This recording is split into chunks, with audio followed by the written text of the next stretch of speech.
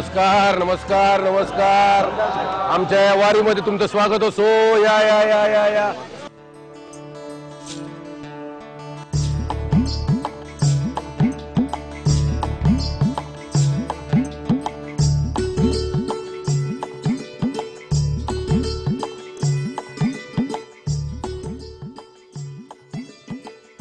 गडचिरोली या जिल्ह्याचं वैशिष्ट्य आहे की इथला 80% भूभाग जंगलाने व्यापलेला आहे। म्हणजे नैसर्गिक साधन संपत्ती मुबलक प्रमाणात आहे। आणि नुसतं एवढंच नाही तर इकडे खाणी आहेत। खाणी कसले माहितीये का? सोन्याच्या, हिऱ्याच्या, लोह यांच्या खाणी आहेत। खाणी सोनं आपल्याकडे केवढं महाग आहे आणि ह्यांच्याकडे खाणी आहेत। तर अशा या जिल्ह्याचे सगळे लोकल नेते म्हणजे आपल्या वारीमध्ये आवर्जून सहभागी होण्यासाठी आलेले आहेत। आतमध्ये बसवलेलं आहे। तर आपण आता गडचिरोली जिल्ह्याला फेरफटका मारून येऊया आणि त्यांचे प्रश्न सोडवण्याच्या बाबतीत काहीतरी गंभीरपणे विचार करूया। चला येत आहे बघायला? चला हो चला चला जाऊ द्या।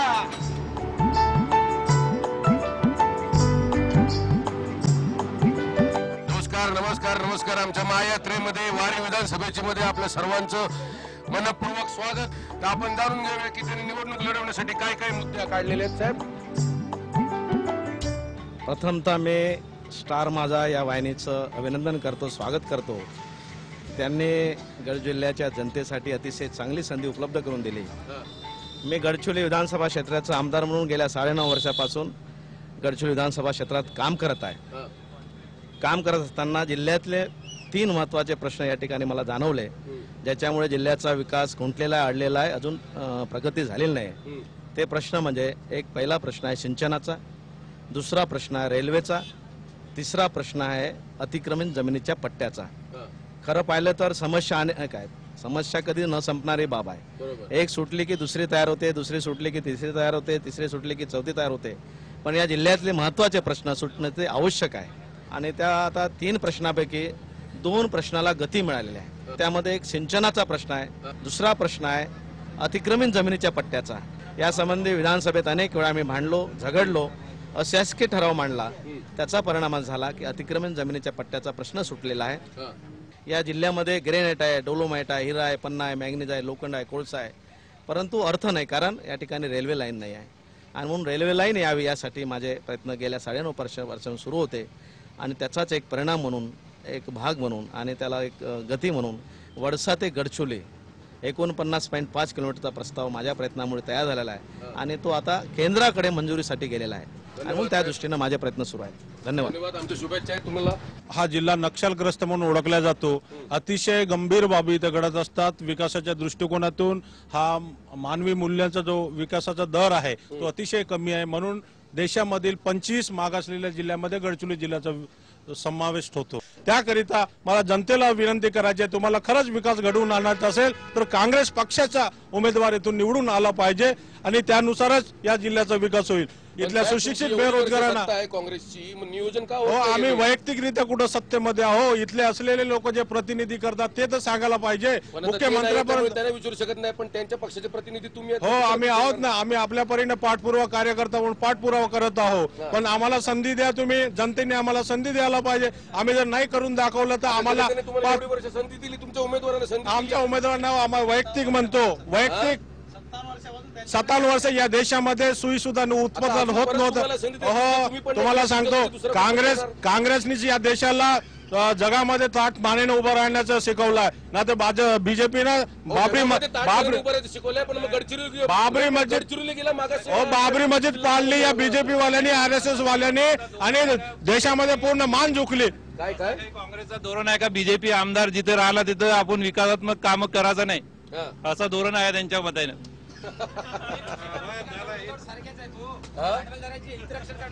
गरीबांकडे यांचं विकासाकडे लक्ष नाहीये। गेल्या 50-57 वर्ष यांची जर सत्ता होती, नेतेसाहेब इथं बसलेत। अहो, गडचिरोली जिल्ह्यातले 216 गावं मूलभूत सुविधेपासून वंचित आहेत। यांनी किती प्रश्न विचारले? सातत्याने वीज नाहीये, पाणी नाहीये, शिक्षण नाहीये। सातत्याने आम्ही या मुद्द्यावर संघर्ष करतोय। मीडियाने उचलून धरलं, आम्ही मीडियाचा आभार मानतो, वृत्तपत्रांनी उचलून धरलं, पण 216 गावामध्ये या जिल्ह्यातल्या 3 आमदारांनी एकही प्रश्न नाही विचारले ना। त्यांना गेल्या 60 वर्षात स्वातंत्र्याच्या तुम्ही मूलभूत प्रश्नापासून वंचित ठेवत असाल तर तुम्हाला या देशाची सत्ता भोगण्याचा नैतिक अधिकार नाही, असं माझं स्पष्ट मत आहे। नाही, एक मिनिट, मला जरा मागच्या उमेदवारांकडे जाऊ दे, कारण त्यांचे पण मुद्दे जाणून घेणं आवश्यक आहे.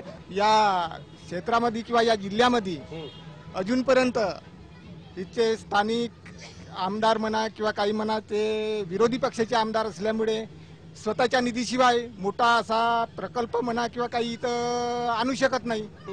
आणि जे आमदार निधीच्या वर तर खर्च न असल्यामुळे नाल्या किंवा समाज मंदिराच्या वर तर मोठा कार्यक्रम आजपर्यंत दिसत नाही या तालुक्यामध्ये किंवा या क्षेत्रामध्ये. त्याच्यामुळे ठोस कार्यक्रम किंवा जनतेच्या हिताचे, बेरोजगाराच्या हिताचे प्रश्न उपस्थित करून किंवा मी स्वतः सामाजिक कार्यकर्ता या भावनेने कार्य करत असून बिलकुल निस्वार्थी भावनेनं सर्वस्वी घरदार याच्यापासून त्याग करून सर्व समाजसेवेला वाहून कार्य करण्याचा असा माझा निर्धार आहे. त्याच्यासाठी मी राष्ट्रवादी पक्षाकडून उमेदवारी मागितली आहे. वा, सर्व आमच्या शुभेच्छा तुम्हाला. कृपया घरदार विकण्याची जनतेनं- पायरी आपल्या महाराष्ट्राची जनतेनं- पैसा आहे. त्याचं फक्त योग्य नियोजन करा आणि सत्ता चालवा, एवढंच आमचं म्हणणं आहे. इथला 80% भूभाग हा जंगलाने व्यापलेला आहे आणि तिथला आदिवासी हा इथला भूमिपुत्र आहे. पण त्या आदिवासींचे एवढे अतोनात हाल होत आहेत. नक्षलवादी एरिया म्हणून हा गडचिरोली जिल्हा ओळखला जातो, बरोबर का नाही? हा, पण मग तिथल्या आदिवासींचीच त्याच्यामध्ये हत्या होते. बरं, जे पोलीस आहेत त्यांची हत्या होते ते पण आदिवासीच आहेत. म्हणजे दोन्ही बाजूने आदिवासीच मारले जात आहेत. तर त्याच्याबद्दल सरकारने काय काय उपाययोजना केले? साहेब, तुमचंच राज्य होतं, तर तुम्ही जरा उत्तर द्या. नक्षलवाद सुटू शकतो, न सुटणारा असा कुठलाच प्रश्न नाही, पण ते मनामध्ये इच्छा पाहिजे, बरोबर. तीव्र इच्छा, राजकीय इच्छाशक्ती पाहिजे ते प्रश्न सोडवण्याची. आणि प्रश्न सोडवला इथला स्थानिक जो व्यक्ती आहे, इथला भूमिपुत्र जो व्यक्ती आहे, त्याला जिथपर्यंत प्रतिनिधित्व मिळत नाही तिथपर्यंत या प्रश्न योग्य प्रकारे सुटू शकणार नाही. हा, बोला. नक्षलवादाविरुद्ध कोणी बोलायची हिंमत सुद्धा कोणी करत नाही आणि मुळात नक्षलवाद संपवावा अशी सरकारची सुद्धा इच्छा नाही. कारण या नक्षलवाद जो आहे, या नक्षलवादाला जे पैसे दिले जातात ते इथले उद्योगधंदे, इथले बिडी पत्ता कंत्राटदार, हे जे लोक या नक्षलवाद्याला खंडणीच्या रूपामध्ये फार मोठ्या प्रमाणामध्ये पैसे देतात आणि हेच राज्यकर्ते आहेत. त्याच्यामुळे हा नक्षलवाद सतत राहिला पाहिजे, कारण याचा फायदा, नक्षलवादाचा फायदा सगळे शासकीय कर्मचारी उठवत आहेत. विरोधी पक्षाचं आमदाराचं काम असते की या जिल्ह्यातले या ठिकाणचे मुद्दे विधानसभेत मांडणं आणि सरकारचं काम असते ते सोडवणं. कारण सरकारच्या हाती चाबी असते, तिजोरीची चाबी त्यांच्या, पैसा त्यांच्या असतो, योजना ते राबवतात. जर मी एखादा प्रश्न मांडलाय, मी स्वतः जवळजवळ विधानसभेत हजारोच्या वर प्रश्न मांडले, हे लोकांना माहित आहे, जनतेला माहित आहे, वृत्तपत्रात आलेलं आहे, टीव्ही मध्ये आलेलं आहे. हे म्हणतात की बा आमदार साहेबांनी प्रश्न मांडले नाही, हे चुकीचं आहे, चुकीचं बोलत आहे, याला काही अर्थ नाही. त्यांना याचा अर्थ ते टीव्ही पाहत नसेल म्हणून अभ्यास नाही आहे त्यांना पुरेसा, असं मला असं वाटते. 216 गावं जे मूलभूत सुविधेपासून वंचित आहेत, त्या संदर्भामध्ये कोणत्या पक्षाच्या आमदारांनी विधानसभेत प्रश्न उचलला, जरा नेते साहेबांनी सांगावं. जरा उत्तर कोण देऊ शकतो काय?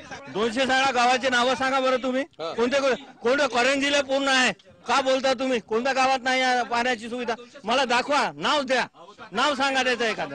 काही बोलता तुम्ही, काही खोटं बोलायचं झालं असं नाही. एकही नाही गाव आहे तर प्रत्येक गावात पाणी जाते, प्रत्येक गावात वीज आहे. भरपूर पहा, याचे रस्ते पहा, एकदम सुंदर आहेत, एकदम सुंदर रस्ते आहेत गडचिरोली जिल्ह्याच्या, महाराष्ट्रात. आणि एवढा सर्वात जास्त कार्यक्रम झाले आहे. पहा, सांगा, आजही सांगतो. खोटं बोलता तुम्ही, एकदम खोटं बोलता. 216 गावं नाही आहेत. 216 गावं अजूनही मूलभूत सुविधेपासून वंचित आहेत. सत्ता कोणाची येऊ, हे गावं बदलत नाहीत, गावं तेवढेच राहतात, होते, आहेत आणि राहणार. ही चर्चा आता या दृष्टीने झाली पाहिजे की जो कोणी येणार आहे तो याच्यात समाधान कसं काढणार आहे, समाधान महत्वाचं आहे. नाही, आपल्याकडे गडचिरोली जिल्ह्याचे नगराध्यक्ष आहेत, तर आपल्याला काही उत्तर ह्याच्यावर द्यायचं आहे का? मी ते विकासाच्या दृष्टीने आम्ही पहिल्यांदा सुरुवात पण केली आहे. गडचिरोलीचा विकास कसा होईल आणि त्यासाठी आम्ही भरपूर सत्तेवर आल्यानंतर पहिल्यांदा हाच विचार केला की आम्ही गडचिरोलीचा विकास कसा करता येईल किंवा जास्तीत जास्त जनतेला आपण आपल्या सुविधा कशा देता येतील आणि त्यासाठी आम्ही प्रयत्नही करत आहे.